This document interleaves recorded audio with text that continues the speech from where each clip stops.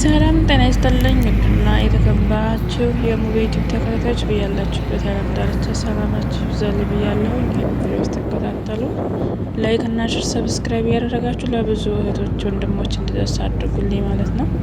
አንደኛው የእህታችን ሌላ ኑርሳ ቦቅ 14 ወይም 13 ዓመት በፊት አረብ ቤት ስትሰራ አረቡ ሲተናኮላት እሷ ራሷን ለማዳን ስትል አረቡን መተው ብላ ልጁን ገፍትራ ህይወቱ አልፎባት ነበር እና እንደ አጋጣሚ በዛ ሳታስበው የእድሜ ልክ እስራት ብቻ ሳይሆን ህይወቷንም እስከ ማሳጣት የሚደርስ የሞት ፍርድ ተፈርዶባት ለ12 ዓመት ታስራ በመጨረሻ ግን የዛ የተፈረደባት ወይም ደግሞ የስቅላት ሰዓቱ 3 ወር ብቻ ሲቀረው የልጁ ቤተሰቦች የሳዑዲ 2 ሚሊዮን ሪያል ከሰጣችሁን ምህረት እናደርግላታለን ብለው ነበር እና ብዙዎቻችን በዛ ላይ 50-100 የተረባረበ ብዙ ኢትዮጵያውያኖች አለን። እንዲሁም ኤርትራዎች ሰው የሆነ ሁሉ ተረባርቧል በዛችታችን ላይ እና 2 ሚሊዮን ብር ተሰባስቦ እንዲሁም ከ2 ሚሊዮን ብር በላይ ሆኖ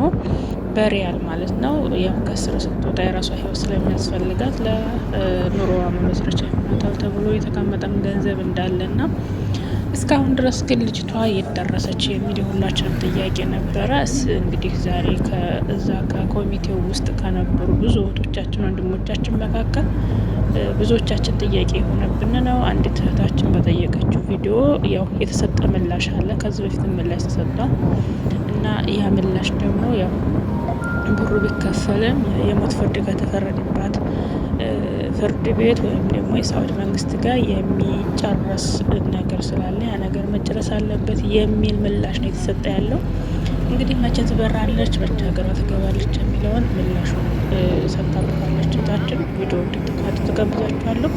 እንዲሁም ሰሞኑን እያየን ያለነው ይህን በተለይ ሳዑዲ አረቢያ ላይ ሪያድ የተለያዩ አካባቢዎች ላይ በተለይ ኢትዮጵያዊ ወንድሞቻችን በግና ፍየል እየጠበቁ ግመል እየጠበቁ ባሉበት እንዲሁም መዝራዓ የሚሰሩ ወንድሞቻችን እጅግ በጣም አስከፊ የሆነ ህይወት ውስጥ ነው እየኖሩ እያለፉ ያሉት። ይህ ደግሞ ምንድን ነው አውሎ ንፋስ የመሰለ ነገር ግን ከአውሎ ንፋስም ያለፈ እጅግ በጣም አስከፊ የሆነ የንፋስና የቱራብ ወይም ደግሞ የአፈር መሬት እንዳለ ምንም አትታይም፣ ሰማይ የማይታይም። ብዙ ወንድሞቻችን እዛ ውስጥ አቧራውና ንፋሱ በማፈን ህይወታቸውን እያሳለፋቸው እንደሆነ እያየን ነው። እንግዲህ ፈጣሪ አምላክ ወጥቶ ከመቅረት ይጠብቀን ማለት እንደዚህ ነው።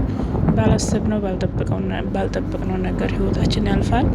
ብቻ ያሳዝናል። በተለይ ኢትዮጵያውያኖች የህይወታችን መጥፊያ እጅግ በጣም ብዙ ሆኗል እና ይህንን ቪዲዮ ውስጥ ተከታተሉ። ላይክ እና ሼር ሰብስክራይብ እያደረጋችሁ ወንድሞቻችሁም እንዲሁም ወደ ሄዳ አካባቢ በተለይ የደወላችሁ እንደደረሱ እንድጠይቋቸው ፈጣሪም ደግሞ ከተራፊዎቹ እንዲያደርጋቸው እኛንም በቃ እንዲለን እንግዲህ ሁላችንም ጸሎትና ዱዓ ማድረግ አለብን።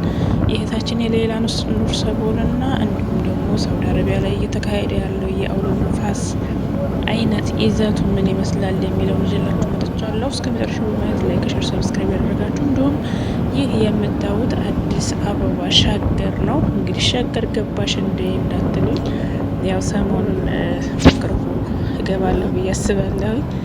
ግን ለአሁኑ ገብቻ አይደለም ተልኮልኝ ነው። በዛውም ሀገራችን እየጎበኛችሁ የሀገራችሁን አየር እየሳባችሁ ፕሮግራሙን እስከ መጨረሻው በመስማትና በማዳመጥ የሌላ ኑር ሰቡ ጥያቄ ያለባችሁ እህቶች በተለይ ጥያቄዋ እንግዲህ እንድመለስልሽ ተስፋ አደርጋለሁ።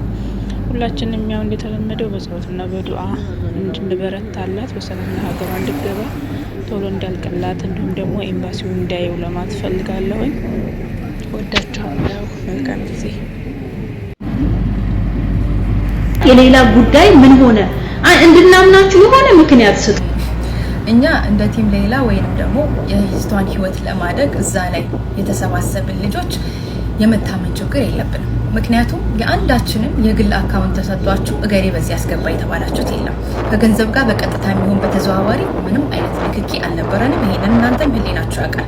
በጊዜው የተሰጣችሁ የመንግስት አካውንትና ቤተሰቦቿም ከኛ ጋር ተቀምጠው ያለውን ፕሮሰስ እያስረዳናችሁ ነበር። ስለዚህ የገንዘብ ንክኪ ስለሌለን የመታመን ያለመታመን አኽር ህምና አይመለከተንም። ጉዳዩ ከምን ደረሰ ላላችሁት በጊዜው ላይ እውነት ነው። በዛ 3 ወር ውስጥ በተሰጠው የጊዜ ገደብ ውስጥ የቀን ገንዘብ ውስጥ ገንዘቡ ባይገባ ኖሮ ልጅቷ የሞት ፍርዱ ይከናወንባት ነበር። አሁን ባለው ሁኔታ ላይ የደም ቤተሰቦች 2 ሚሊዮን ሪያላቸውን ተቀብለዋል። የገባው ገንዘብ ደግሞ ከታሰበውም ከተባለውም በላይ ስለሆነ ቤተሰቦቿ ጋርም አሁንም ቀሪ ብር አለ። ይቺ ልጅ ከዛ ሲወጣ ህይወት የምትጀምርበት የተባለ ቀሪ ብር አለ። ይሄ የሚሰመርበት ኦኬ። አሁን ላይ ግን ለምን አልወጣችም? እነሱ ገንዘባቸውን ከወሰዱ በኋላ ለምን አልተለቀቀችም ለሚባለው በጠየቅን ቁጥር የምንባለው ሐቅል አም ማለት ምንድነው? አንድ ሰው ክስ መስርቶብህ ያ ሰው ክሱን ሲያነሳ ግን ከመንግስት ጋር የምንጨርሰው ፕሮሰስ እና የእስር ጊዜ አለ ነው። በጠየቅን ቁጥር የምንባለው ይሄንን ነው። ምን ያህል ጊዜ ነው? ምንም ምላሽ አላገኘንም። ስለዚህ የዚች ልጅ ጉዳይ በተመለከተ እኛ የጋራ ወይም የግል ጥቅም ኖሮን ሳይሆን ለአላህ ብለን እንደናንተው እንቅልፋተን ተቀምጠን ገንዘቡን አሰባሰብን። አሁን ላይ ያለው ፕሮሰስ ግን ይሄን ይመስላል። ስለዚህ ጉዳዩ ካሳሰባችሁ ከዚህ በኋላ እንደውም ለኛም እንድትረዱን የምንፈልገው ቪዲዮዎቹን በአረብኛ አድርጉ። እህቴ በተለይ አንቺ አረብኛ ጎበዝ ነሽ።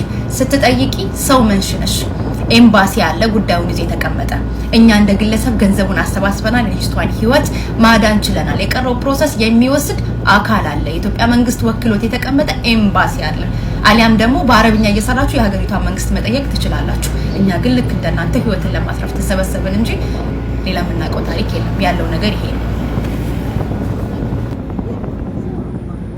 ብስሚላህ الرحمن الرحيم أول مرة بتاريخ السعودية أول مرة بتاريخ السعودية لا إله إلا الله محمد رسول الله. اليوم تاريخ 3/5/2025. لا إله إلا الله محمد رسول الله. يا رب سلامتك يا رب رحمتك يا الله ارحم بعبادك.